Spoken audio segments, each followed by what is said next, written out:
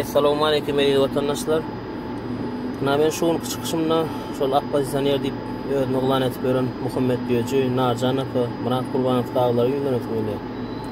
Arada yürüyte barıp Kanada'dan, Fransa'dan barıp Amerika'da protest geçiripsiniz ha. Köçe çıktınız. Ne için şu soruyu çıktı da şöyle. Ne için şu protesti Kanada'da geçirmediniz Muhammed Diyocu ya? Fransa'da ilçikana onu geçirmediniz şunu.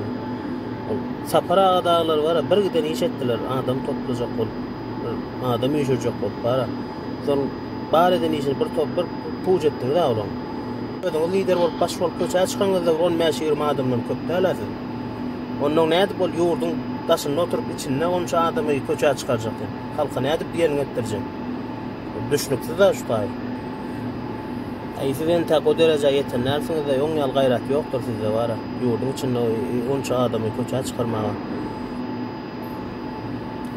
Evi vatandaşlar şu zatları dinleyip özünüz doğru netice çıkarın, öz ediyen hareketlerini duyun, oylanın. Şu adamların bir belli bir maksadam yok şuların, yurt bekviyeti, halk bekviyeti. Sizin kömeğiniz bilen özlerinin kara maksatlarına, kara niyetlerini yetmez ya şu adamlar.